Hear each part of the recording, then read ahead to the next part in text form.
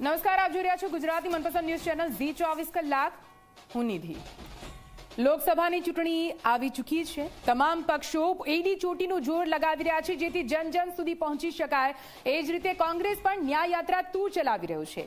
ન્યાય યાત્રા 1 જે કન્યાકુમારીથી કાશ્મીર સુધી ચાલી અને ન્યાય યાત્રા 2 જે મણિનગરથી નીકળી છે અને મુંબઈ સુધી પહોંચવાની છે તે ગુજરાતમાં આવી પહોંચી છે. આજે દાહોદના ઝાલોદથી રાહુલ ગાંધીએ ન્યાય યાત્રામાં મોદી સરકાર પર પ્રહાર પણ કર્યા છે. જો કે આ ન્યાય યાત્રા ગુજરાતમાં પહોંચે તેનો જે ધ્યેય છે કે કોંગ્રેસને મજબૂત કરવાની, પરંતુ ગુજરાતમાં શું કોંગ્રેસ મજબૂત છે ખરી? આ સવાલ એટલા માટે ઉઠી રહ્યો છે કેમ કે ગુજરાતમાં ન્યાયયાત્રા પહોંચે તે પહેલા જ કદાવર દિગ્ગજ કોંગ્રેસના નેતાઓ કેસરીઓ ધારણ કરી રહ્યા છે અને એ જ ઘણા સવાલો ઉઠાવી રહ્યા છે. તેવામાં ન્યાયયાત્રા ગુજરાતમાં આવી પહોંચી છે. શું ફરી એકવાર સંજીવની બની રહેશે કોંગ્રેસ માટે ન્યાયયાત્રા, કે પછી ન્યાયયાત્રા થકી કોંગ્રેસના જે કાર્યકરો છે તેમનામાં ઉત્સાહ પૂરવામાં રાહુલ ગાંધી સફળ રહેશે કે કેમ? આ બધા સવાલોની વચ્ચે આજે કરવું છે દંગલ.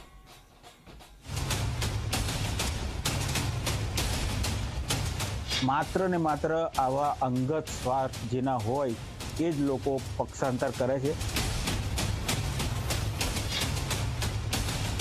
નેતા વયા જવાથી પાર્ટીઓને તાળું લાગી જતું હતું તો શું જોઈએ ભલામણ? ભાજપ વાળાએ સલાહકારો બદલવાની જરૂર છે. કાર્યકર્તા ક્યાંય જતો નથી. રાહુલ ગાંધીજીની ન્યાય યાત્રામાં ન્યાય માટેની વાત કરવાના છે. પહેલા અન્યાયના જવાબ આપો અને પછી ન્યાયની વાત કરો.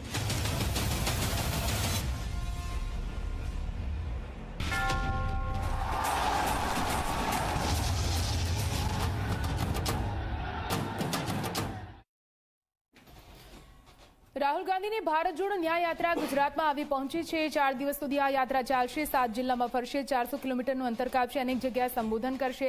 આકરા પ્રહારો કરવામાં આવશે. અનેક જગ્યાએ સ્વાગત પણ કરવામાં આવશે. આમ આદમી પાર્ટીના ઈશુદાન ગઢવી અને ગોપાલ ઇટાલિયા તેમનું સ્વાગત કરવા માટે પહોંચી પણ ગયા હતા. પરંતુ આ બધી વાતોની વચ્ચે સવાલ ત્યાં આવીને ઉભો રહે છે કે જે કોંગ્રેસ ન્યાય યાત્રા કાઢી રહી છે, જે રાજ્યમાં અત્યારે ન્યાય યાત્રા આવીને ઊભી છે, તે રાજ્યમાં કોંગ્રેસની સ્થિતિ શું છે? કેમ કે એક બાદ એક પત્તાના ઢેરની જેમ પડી રહી છે કોંગ્રેસ. એક રીતે કહી શકાય કે કોંગ્રેસમાં એક સાંધો ત્યાં તેર તૂટે જેવી પરિસ્થિતિ છે. લોકસભા ચૂંટણી આંગણે આવીને ઊભી છે અને તે વખતે જો કોંગ્રેસની આવી પરિસ્થિતિ હોય તો આ પરિસ્થિતિમાં કોંગ્રેસના તમામ કાર્યકર્તામાં જોશ ભરવાનું કામ શું આ ન્યાય યાત્રા કરી શકશે ખરી? રામબાણ ભાજપનું જે છે, રામબાણને તોડવામાં, તેનો અક્ષર ઇલાજ શોધવામાં શું આ ન્યાય યાત્રા સફળ થશે ખરી? અને આ જ મુદ્દા પર આપણે વાત કરવી છે કે રાહુલ ગાંધીની યાત્રાથી કોંગ્રેસને શું સંજીવની મળશે ખરી? આપણે ચર્ચાની શરૂઆત કરીશું. આપણી સાથે ગેસ્ટ પેનલ જોડાઈ ગઈ છે. ઘનશ્યામભાઈ ગઢવી આપણી સાથે છે, ભાજપ નેતા જોડાઈ ગયા છે. આપનું ખૂબ સ્વાગત છે.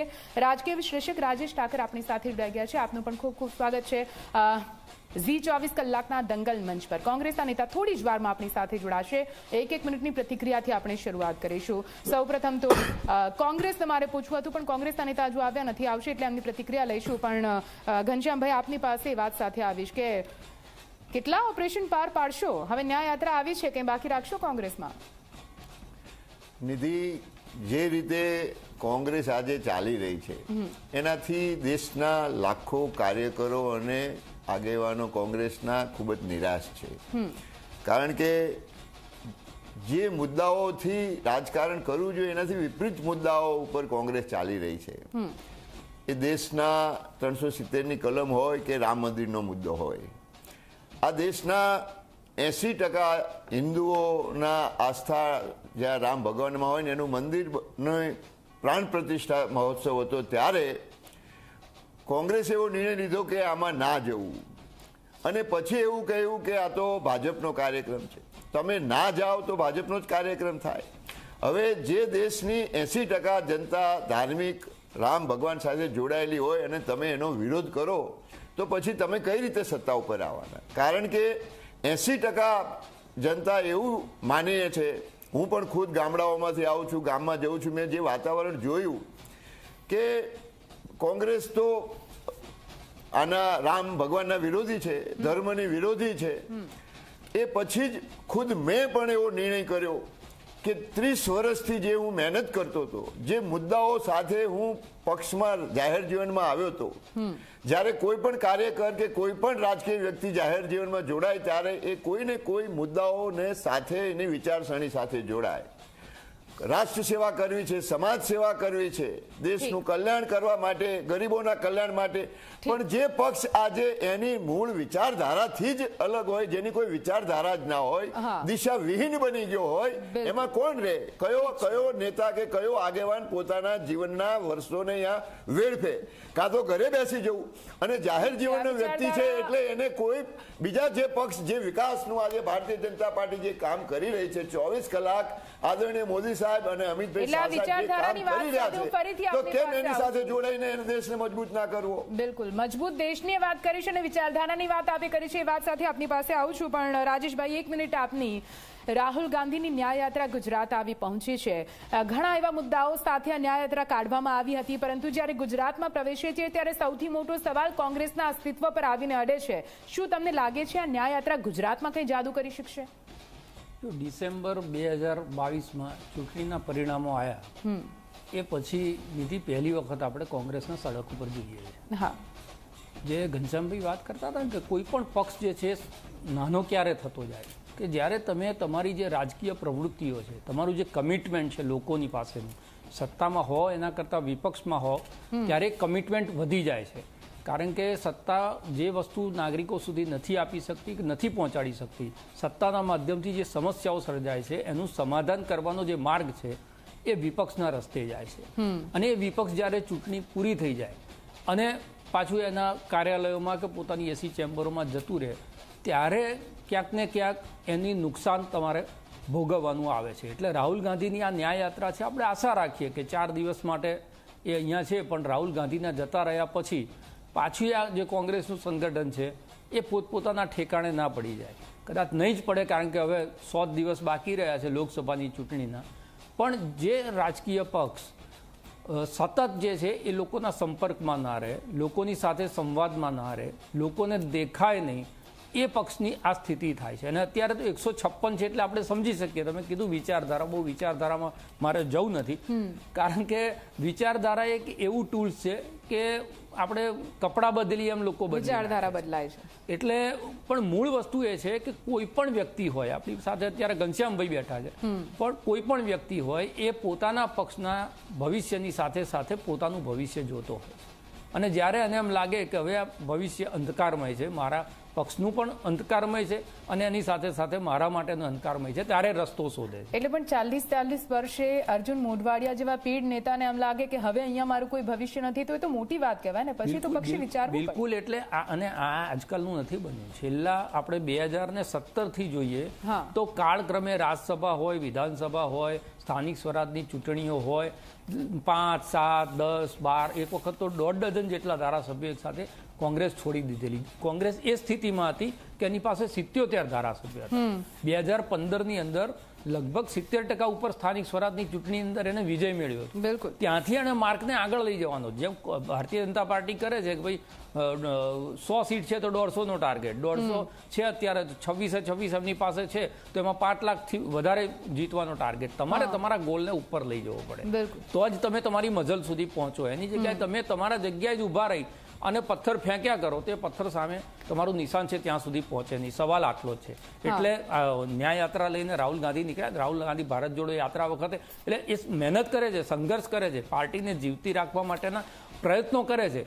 પણ એની પાછળ એકલા સેનાપતિના દોડવાથી કશું ના થાય, સાથે સાથે સેના પણ દોડવી જોઈએ. જો સેના 4 દિવસ દોડશે ને પાછી પોતપોતાના સ્થાને જતી રહેશે તો કોંગ્રેસને લાભ નહીં મળે. પણ જો આનો જે મોમેન્ટ ઊભો થાય એના આધાર ઉપર જો એ લોકો કામ કરશે તો ચોક્કસ જે છે અત્યારની જે સ્થિતિ છે એના કરતાં થોડી સારી સ્થિતિમાં કોંગ્રેસ આવી શકે. બિલકુલ. અત્યારની સ્થિતિ શું છે એના પર ફરીથી હું આપની પાસે આવીશ અને આપનું મંતવ્ય લઈશ. આપણી સાથે કોંગ્રેસના નેતા રત્ના વોરા જોડાઈ ગયા છે. રત્નાબેન, આપનું સ્વાગત છે ઝી 24 કલાકના દંગલ મંચ પર. ભારત જોડો ન્યાયયાત્રા ગુજરાતમાં આજે પ્રવેશી ચૂકી છે. 4 દિવસ માટે આ યાત્રા રાહુલ ગાંધી ગુજરાતના જન સાથે સંપર્ક કરશે અને ગુજરાતમાં કોંગ્રેસને મજબૂત બનાવવા માટે પ્રયત્નો કરશે. ગુજરાતમાં અત્યાર હાલની કોંગ્રેસની સ્થિતિ પ્રમાણે તમને લાગે છે કે જે ધ્યેય સાથે ગુજરાતમાં યાત્રા આવી છે તે પરિપૂર્ણ થશે?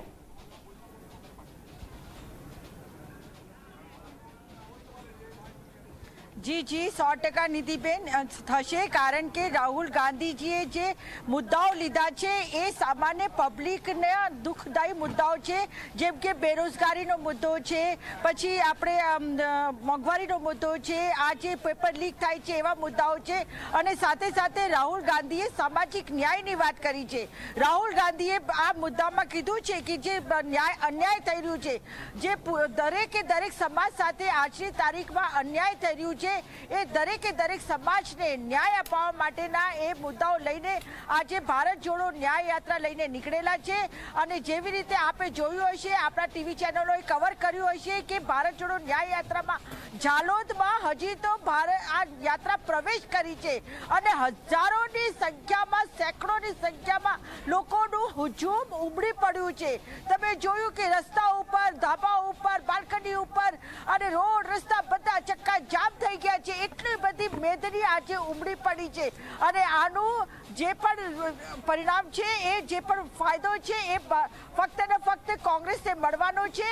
અને હું એમ સમજુ છું કે આ એક સંજીવનીનું કામ કરશે. ભારત જોડો ન્યાય યાત્રા પૂરો સંચાર કરશે કાર્યકરોમાં, એટલે એક નવી ચેતના અને નવી ઉમંગ સાથે. રત્નાબેન, જે પણ મુદ્દા ઉઠાવ્યા, ચલો અન્યાય જ્યાં થઈ રહ્યો છે, ન્યાય આપવાની વાત કરવામાં આવી રહી છે, પણ અત્યારે હાલ તો પરિસ્થિતિ એવી છે ગુજરાતમાં કે કોંગ્રેસના પીઢ નેતાઓ જે વર્ષોથી કોંગ્રેસ માટે કામ કરતા હોય, કોંગ્રેસ સાથે દિલથી જોડાયેલા હોય, એ લોકો ફરિયાદ કરીને જાય છે કે અમારી સાથે અન્યાય થઈ રહ્યો છે, એટલા માટે અમે જઈ રહ્યા છીએ. શું નથી લાગતું કે એ લોકો સાથે પહેલા ઘરના લોકો છે એમની સાથે ન્યાય કરવો જોઈએ?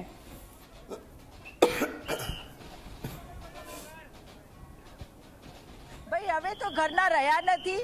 જો ખરેખર એ લોકો ઘરના હોત તો ઘરની વાત ઘરમાં જ કરી હોત, પરંતુ એ લોકો તો ઘરકા બેથી લંકા ઢાય. આ તો એવી વાત છે, આ જે પણ નેતાઓ કહેવાતા નેતા, હું તો હવે ચોક્કસપણે કહીશ કે આ જે પણ નેતાઓ ગયા છે, એ નેતાઓને કોંગ્રેસ પક્ષે ટિકિટ આપી હતી અને કોંગ્રેસ પક્ષના મેન્ડેટ ઉપર જીત્યા હતા. જો આ નેતાઓમાં આટલી બધી તાકાત હોત તો પછી કેમ અપક્ષ લડીને જીતી નથી આવ્યા? અને આ તો કાર્યકર્તાઓથી કોઈ નેતા ઉજળો થાય છે, બાકી નેતા જ હોય છે.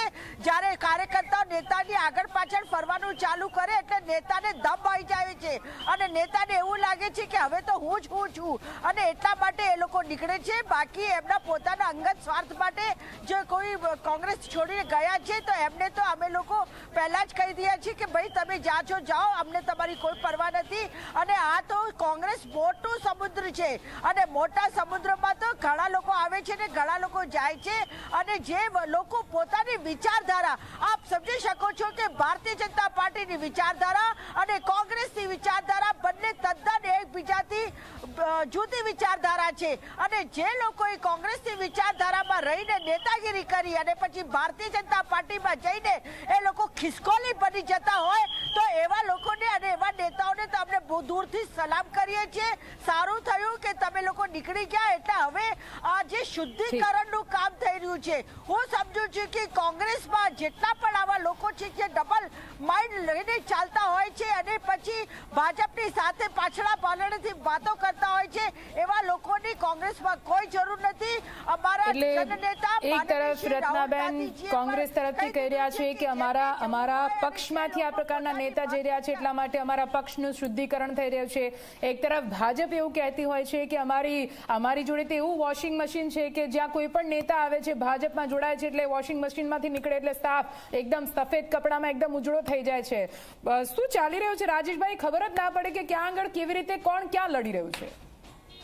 રત્નાબેન કહે છે કે જે લોકો ગયા છે અને કોંગ્રેસે ટિકિટ આપી હતી કોંગ્રેસના મેન્ડેટ ઉપર, એ લોકો જીતતા હતા. મેન્ડેટ તો ભરતસિંહ સોલંકી નહીં કોંગ્રેસે આપ્યો છે. ભરતસિંહ સોલંકી ક્યાં કોંગ્રેસના મેન્ડેટ ઉપર જીતી શક્યા? શક્તિસિંહ છે એમને કોંગ્રેસ મેન્ડેટ આપતો હતો, ભાવનગરથી અબડાસા ગયા તો પણ ત્યાંથી નથી જીતી શક્યા. સવાલ હાર કે જીતનો નથી. ભારતીય જનતા પાર્ટી પણ 50 વર્ષ સુધી આ દેશની અંદર ચૂંટણીઓ હારી છે. હારતા જ્યારે તમે શીખો નહીં, હારની અંદરથી તમે સબક ના લો તો જે આ સ્થિતિ છે. જેટલી વખત આ તો દ્વારકાના ચિંતન શિબિરની અંદર રાહુલ ગાંધીએ કીધેલા શબ્દ છે જે રત્નાબેન વાપરી રહ્યા છે, મારા માત્ર 25 લોકોની જ જરૂર છે. હવે તો 25 ના રહ્યા, 17 હતા. એ 17ની અંદરથી પણ હવે ધીરે ધીરે 14 થઈ ગયા છે. તો તમે તમારી સાથે રહેલા લોકો જ્યારે બહાર નીકળે છે ત્યારે એના માટે કટુ શબ્દો વાપરો છો. પણ ક્યારે તમે એવો વિચાર કર્યો છે ખરો પાર્ટીની સાથે 25, 30, 35 વર્ષ સુધી રહેલા લોકો અને એક પછી એક ઘટના હોય, બે ઘટના હોય તો આપણે સમજી શકીએ કે ભાઈ વ્યક્તિઓની અંદર મહત્વાકાંક્ષા જાગી હશે ને કંઈક એનો રસ્તો શોધતા હશે ને જતા હશે, પણ વાર તહેવારે અને એવું નથી કે તમારે અહીંયા વિપક્ષમાં છો, તમારી પાસે આપવાનું નથી એટલે આ પરિસ્થિતિ થાય છે. હિમાચલમાં સત્તામાં હોય તો પણ એ પરિસ્થિતિ થાય, મધ્યપ્રદેશમાં સત્તામાં હોય તો પણ એ પરિસ્થિતિ થાય. એટલે ક્યાંક ને ક્યાંક નિયંત્રણ જે હોવું જોઈએ પક્ષ ઉપર એ નિયંત્રણ ગુમાવી દીધું છે, કાં તો પક્ષ છે ઓટોમેટિક મોડ ઉપર છે કે જેમ ચાલતો હોય એમ, જેમ ઓટો ગાડી હોય ને મોડ ઉપર મૂકી દીધી હોય, જેમ ચાલતી હોય એમ ચાલ્યા કરે, જ્યાં જેનું સ્ટેન્ડ આવે ઉતરી જતા હોય તો ઉતરી જાઓ, અમને કંઈ ફેર નથી પડતો એ કરતા કરતા તમે 77 થી 17 અને 17 થી 14 સુધી જઈ રહ્યા છો. તો જ્યારે તમારી પાર્ટીના અસ્તિત્વનો સવાલ હોય ત્યારે તો માથે કફન બાંધી લેવાનું હોય, ત્યારે તો તમારે એને સંઘર્ષ કરવાનો, પાર્ટીની અંદર બેસી અને એનો પોસ્ટમોર્ટમ કરવાનું હોય કે ભાઈ આ કેમ બની રહ્યું છે, કેમ આટલા વર્ષો સુધીના અર્જુનભાઈ જેવા લોકો તમારી અંદરથી જતા હોય, ત્યારે તો તમારે ખરેખર વિચાર કરવો પડે. અને હવે પરિસ્થિતિ એવી થઈ છે કે તમારા ત્યાંથી જે ગયેલા છે એ જ લોકો જે છે બીજાને લઈ જઈ રહ્યા છે. એટલે તમે જે કહો છો ને કે અમારા કોઈના જવાથી ફરક નથી પડતો, પણ એ ત્યાં ગયા છે એ લોકો જ તમારા નેતાઓના સંપર્કમાં છે, કારણ કે સારા સંબંધ તો ભારતીય જનતા પાર્ટીમાં ગયા પછી બનશે કે નહીં બને ત્યાંના નેતાઓ સાથે, પણ તમારા નેતાઓ સાથે તો સંબંધ હતા જ. અને અમને ખબર જ છે કે પાર્ટીની અંદર કોને શું પેટમાં દુખે છે કે કાં તો શું નારાજગી છે, એનો લાભ લઈ રહ્યા. ચિંતા કરવાનો, મંથન કરવાનો સમય આવી ગયો છે. સતત આ શબ્દો વપરાતા આવ્યા છે ને વાપરી રહ્યા છીએ. ચિંતા કરશો તો સારું રહેશે, નહીં તો 2004 અને 2009માં મને ખબર છે 11 અને 12 પર રહેતી કોંગ્રેસ અત્યારે 0 પર, લોકસભા સીટની વાત કરું છું, 26માંથી 0 પર આવીને ઉભી રહી છે. કંઈ નહીં થઈ શકે. ઘનશ્યામભાઈ, આપ શું ખિસકોલીઓ ભરી રહ્યા છો આપની પાર્ટીમાં? રત્નાબેન જે વાત કરી બહુ દુઃખદ વાત છે, જેને જવું હોય જાય. રત્નાબેન, અર્જુનભાઈ કેટલા વર્ષો કાઢ્યા, અમરીશ ડેર મજબૂત હતો, મોળુભાઈ કંડોરિયા કરોડોપતિ જે દાન ધર્માદાઓ કરીને અનેક સંસ્થાઓ ચલાવે છે, જેના નામથી સમાજમાં કંઈક પાર્ટીનું પણ નામ થાય, એવા લોકોને તમે એમ કહો છો કે જતા હોય તો જાય. તમારે મનોમંથન કરવું જોઈએ કે કેમ આ લોકો જાય છે, કઈ કારણ છે. સંગઠનમાં સંકલન નથી. રત્નાબેન, રાહુલજી કોઈને મળતા નથી. આસામના મુખ્યમંત્રીએ એવું કીધું હતું, અત્યારના જે છે કે જ્યારે રાહુલજીને મળવા ગયો કૂતરાને બિસ્કિટ ખવડાવતા હતા ને મળ્યા નહીં, અને નિરાશ થઈને જ ગયો. એને પાર્ટીને કેટલું નુકસાન થયું. એટલે રાહુલજીની અત્યારની યાત્રા એ યાત્રા નથી રત્નાબેન, દિશા વગરની દોડ છે, અને દિશા વગરની દોડ પરિણામો ના આપે, એ તમને થકવી દે. હું 30 વર્ષથી વધારે રહ્યો કોંગ્રેસમાં, એક પૈસાનું મારા નામનું વાઉચર ના નીકળે. મેં મારા ખર્ચે પાર્ટીને વર્ષો સુધી ચલાવી, ઓબીસીનો 5 વર્ષ પ્રમુખ રહ્યો. મને એમ લાગે છે કે આ પાર્ટી જે રીતે ચાલી છે એ ભવિષ્યમાં તમામ કાર્યકર્તા, યુવાનો, મહિલાઓ માટે ઘાતક ને નુકસાનકારક છે. કારણ કે કોઈનું ભવિષ્ય, જે લોકો મેં પહેલા પણ કીધું કે જે કામ કરવા માટે જે કાર્યકર જોડાય છે એ કામ નથી કરી શકતો. એટલા માટે આ યાત્રા અને શેને જોડવાની? ક્યાં ભારત દેશ તૂટી ગયો? કઈ જગ્યાએ તૂટી ગયો છે? અરે 370ની કલમ નાબૂદ કરીને તો ભારતને જોડવામાં આવ્યો છે. કયો અન્યાય? 10 વર્ષ સુધી યુપીએની સરકાર હતી.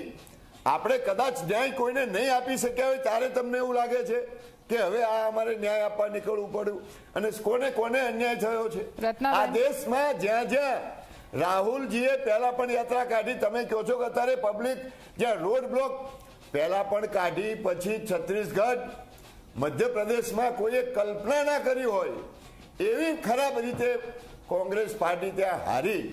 રાજસ્થાનમાં હાર્યા, અને ગુજરાતમાં તો હજુ ક્યાંય દૂર સુધી દેખાતું નથી, કારણ કે લોકોએ કોંગ્રેસને નકારી છે, કોંગ્રેસની વિચારસરણીને નકારી છે. સીધા આરોપો એવા લગાવવામાં આવી રહ્યા છે કે એમણે જે મુદ્દા ઉઠાવ્યા છે એ મુદ્દા સાથેની રાજનીતિમાં તમે મુદ્દાને ભટકાવવા માટેના અન્ય મુદ્દાઓ લાઈને કોઈ એમના મુદ્દા હરીભરીને એકને એક વાત કરવી કે ફલાણા ઉદ્યોગપતિને તમે આપી દીધું અને ઉદ્યોગપતિને આપી દીધું.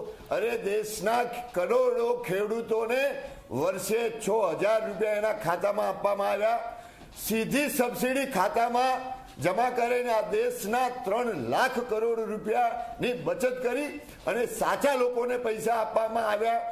તમે જે વાત કરો છો કે તમે PSU વેચી માર્યા, આજે PSU હમણે વધ્યા એવું પાર્લામેન્ટમાં આદરણીય નરેન્દ્ર મોદી સાહેબે પાર્લામેન્ટમાં કીધું છે. પાર્લામેન્ટમાં જૂઠા ખોટા આંકડા ના આપી શકાય. આ દેશમાં જે જાહેર સાહસો હતા એમાં વધારો થયો છે. આ દેશનો GDP ગ્રોથ વધી રહ્યો છે. 3 ટ્રિલિયન તરફ આગળ દેશ વધી રહ્યો છે. ત્યારે આખા દેશની જનતા જ્યારે ભારતીય જનતા પાર્ટીને સમર્થન આપી રહી હોય, તમામ ચૂંટણીઓમાં ઝળહળતા વિજય આપી રહ્યા હોય, પ્રજાનો એનો માપદંડ એ જ હોય કે જ્યારે પ્રજા મત આપીને એને સરકાર અને સત્તા ઉપર બેસાડે. ગુજરાતમાં 2 વખત અને આ વખતે 5 લાખથી વધારે મતોથી 26 સીટો જીતવાની છે. એટલે આ યાત્રા એ પ્રજાહિતની નથી, ફક્ત પોતાની પાર્ટી ક્યાંક જીવે છે અને જ્યાં જ્યાં ગયા ત્યાં ક્યાંક મમતા છૂટી થઈ ગઈ, ક્યાંક નીતિશ કુમાર છૂટા થઈ ગયા, ક્યાંક બીજા છૂટા થઈ ગયા. આ યાત્રા ફક્ત કોંગ્રેસ જીવે છે અને પોતાની એક પાર્ટી જીવી રહી છે, એને માટે પોતાના દેખાવ કરવા નીકળી રહ્યા છે. રત્નાબેન, ખોટા વિરોધ કરી રહ્યા છો, ખોટા મુદ્દા ઉભા કરી રહ્યા છો રત્નાબેન તમે તો. કેમ કે રામ રાજ્ય છે, રામ રાજ્ય છે, પ્રજા સુખી છે. ક્યાં ખોટા મુદ્દા લઈને યાત્રાઓ કરી રહ્યા છો? ક્યાં કોઈ ફાયદો થવાનો છે? શું વાત છે નિધિબેન. આ રામ રાજ્ય હોત તો પછી ગરિશ્મા મર્ડર કેસ ના બન્યું હોત સુરતની અંદર. આ રામ રાજ્ય હોત તો આની અંદર જે રીતે મહિલાઓ સાથે અન્યાય થાય છે, તમે NCRB ને રિપોર્ટ ઉઠાવીને જોઈ લો. આખા દેશમાં રામ રાજ્યમાં મહિલાઓ સાથે કેટલો અન્યાય થતો હોય છે. અગર આ રામ રાજ્ય હોત તો મણિપુરની બહેનોને જાહેરમાં નગ્ન કરીને એમનું યૌન શોષણ ના કર્યું હોત. અગર આ રામ રાજ્ય હોત તો પછી જે ઓલિમ્પિક મેડલ વિજેતા છોકરીઓ છે, બહેનો છે, એમને ઘસીટીને ના લઈ ગયા હોત. અને જો આ ખરેખર રામ રાજ્ય હોત તો રામ મંદિરના પ્રાણ પ્રતિષ્ઠામાં આપણા જે આદિવાસી પ્રથમ મહિલા રાષ્ટ્રપતિ છે એમને આમંત્રણ આપવામાં આવ્યું હોત અને એમને બોલાવવામાં આવ્યું હોત માનભેર તરીકે. તો આ રામ રાજ્ય હોત તો અહીંયા ખૂના મરકી અને ગુંડાગર્દી ના થતી હોત. આ બધી જે વાતો છે આ ફક્ત ને ફક્ત લોકોનું ધ્યાન ભટકાવવા માટેની વાતો છે. અને હું આપણે ચેલેન્જ કરીને કહું છું કે હવે લોકો કંટાળી ગયા છે, ત્રાસી ગયા છે. અમારા માનનીય પ્રધાનમંત્રી શ્રી નરેન્દ્ર મોદીને જુઠ્ઠાણાઓ અત્યાર સુધી એ જુમલો ફેંકતા હતા અને હવે એમણે ગેરંટીઓ ફેંકવાની ચાલુ કરી દીધી છે. જ્યારે પહેલી વખત 2014માં આવ્યા હતા તો તેમણે કીધું તો અચ્છે દિન આएंगे, કિસકે દિન અચ્છે આ ગए. તમે પોતે કહો છો કે મેં ચાય બેચતા હતા અને હવે તમે 10 લાખના સૂટ પહેરીને ફરો છો અને તમે કહો છો કે અચ્છે દિન આएंगे. કોઈ સામાન્ય પ્રજાના અચ્છે દિન નથી આયા. તમે 8,000 કરોડના પ્લેનમાં ફરો છો. એક ગરીબ માણસને ચાલવા માટેની કોઈ સાયકલ નથી મળતી ને તમે 8,000 કરોડના પ્લેનમાં ફરો છો. અચ્છે દિન તમારા આવ્યા છે. તમે કહ્યું હતું કે 2 કરોડ લોકોને અમે બેરોજગારોને નોકરી આપીશું અને આજે તમે જોઈ લો કે અગર જો 5,000ની ભરતી હોય તો એની અંદર 5 લાખ યુવાનો પોતાનું આવેદન પત્ર મોકલતા હોય છે.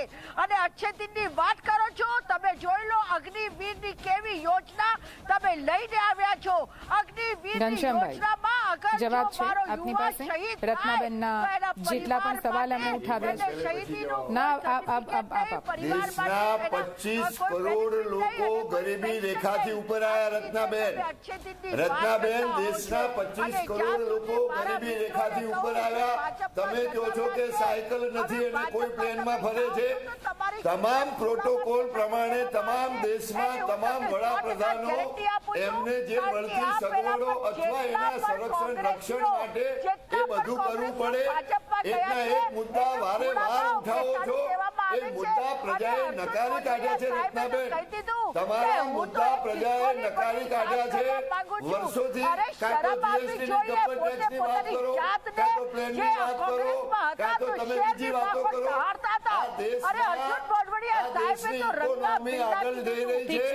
25 કરોડથી વધારે લોકો ગરીબી રેખાથી ઉપર આવ્યા. ઘણા ઉભા કરવાના પ્રયત્નો કરવામાં આવે છે અને ઘણા મુદ્દાઓ છે એ વાત માની રત્નાબેન ઘનશ્યામભાઈ આપની પાસે આવું છું હું. મુદ્દાઓની રાજનીતિ છે ને એટલા માટે મુદ્દાઓ પર વાત થતી હોય છે, પણ રાજેશભાઈ મને એક વાત કહો, એવું તો નથી ને કે પરસેપ્શનની રાજનીતિ પણ અહીંયા કરવામાં આવતી હોય? કેમ કે આપણે જોયું છે નોર્થ ઇસ્ટ આસામથી જ્યારથી આ યાત્રા નીકળી, મહારાષ્ટ્રમાં મિલિંદ દેવરાનું રાજીનામું પડે છે, બિહારમાં પહોંચે છે ત્યારે નીતિશ કુમાર ગઠબંધન છોડીને બહાર નીકળે છે. એ જે રાજ્યમાં પહોંચ્યા છે, જ્યારે ગુજરાતમાં આવવાની હતી તો ગુજરાતમાં જોયું. આ પરસેપ્શનની રાજનીતિ ભારતીય જનતા પાર્ટી તો નથી રમી રહી ને?